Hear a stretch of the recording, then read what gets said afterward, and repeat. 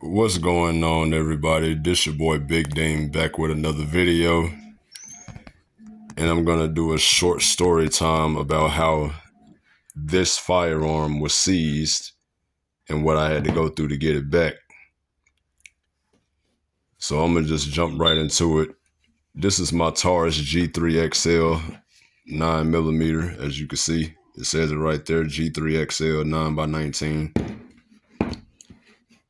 I had to go to court because I shot my firearm in the air due to an incident that I was in. Long story short, I fired 2 rounds into the air. My local sheriff's department was called out, and I didn't get arrested, thank God for that, but they took my gun from me. So I had to go to court. I went to court May 13th of last year. They was deliberating for about 30 minutes to an hour, and I was trying to figure out a way that I could get my case dismissed without getting a lawyer. Because in North Carolina, if you're in the city area, you can't shoot your firearm. That's what you call a local noise ordinance, or a noise ordinance within the city limits. But I wasn't in the city limits. I was out here where I stay at in a certain part of North Carolina. I'm not too far from my city, to be honest. At the most, I'm like 10, 15 minutes away, probably less than that, depending on how you drive. But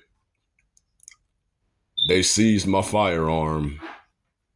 And like I said, I had to go to court May 13th. Now, from May 13th, I went to court earlier that morning. I pled not guilty. The judge looked at me like I was crazy when I said that. And he asked me, he said, "Really, that's how you plead not guilty?" And I said, "Yes, sir, that's how I plead." So anyway, they waited for about 30 minutes. The deputy that seized my gun, in other words, the sheriff that came and took my gun, he had to search me to make sure I didn't have any other weapons on me. After he did the search, he asked me to take my gun off of my hip. I did so, and I let him know that it was still loaded, but it's not one in the chamber. So he took my gun, took my side of the story of why I shot my gun in the air in the first place. And I know the law about guns. Don't get me wrong, I do. But I was just so upset, and in the moment of everything that was going on at that time, I just went ahead and fired 2 shots into the air. I wasn't really worried about it. But then again, somebody else could have got hurt. So I'm thankful nobody else got hurt. And I'm thankful that I didn't go to jail. And I've never been to jail, so don't look at me like I'm some criminal or some person that just brags about what he can and can't do in the world. But my case was dismissed. I went home. The sheriff officer that was the one in court with me, he seized my gun, told me I would have to ask the judge, could I get it back when I showed up in court. Come to find out that wasn't true. I didn't have to ask the judge. So what I had to do was go to my local police department.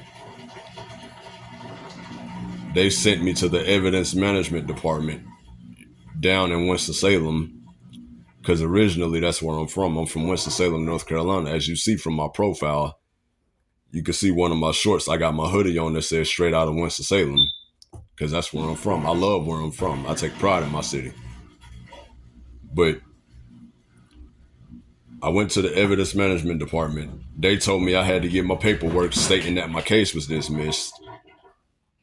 Now, by this time, I done been downtown Winston-Salem probably about like 3-4 times at the most, me and my girl. So with that being said, I finally got my paperwork. This was still May. Need I remind you, the month of May. And I waited, and I waited. So altogether, I waited 6 months. Need I remind you, the incident happened in May. They didn't call me until November 6th of 2024. So that's May, June, July, August, October, November. 6 months. So by this time, I had to go through a background check. I couldn't make the first background check because I missed it. My girl was at work and I was here at the house. Because we got 6 dogs, as y'all know. We got pets and we can't leave them unattended. And we're not planning to leave them unattended anyway. So I went down there this past Wednesday. My appointment was at 12:15. I showed up at 11:30. They didn't fingerprint me, nor did they ask any major questions. I had to sign some paperwork, and I got my gun back. So with that being said, I was just disappointed altogether because, one, the sheriff's officer that came out, he took 2 to 3 weeks to bring me my court subpoena. Basically, the paperwork showing that I had a pending court date. And I kept calling this man, telling him to bring me my subpoena so I could see what my court date was going to be. And he took his time with it. So by the time I get my subpoena, it's almost time for me to go to court. It's 2 weeks before I go to court when he brings it. So I go downtown to the courthouse to see what my court date is. And they tell me my court date wasn't even scheduled. So really, I could have just got off scot-free. But something in me said, no, you're an honest person. You're a noble citizen and you do the right thing. So just stay down here and see if you can find out exactly when you're going to have to go to court. So that's what I did. They gave me my court date. I went to court. The case was dismissed.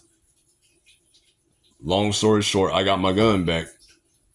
But I feel like that sheriff's officer had a personal vendetta against me because when the judge dismissed the case, he had a frown on his face and it was a white guy. He turned red.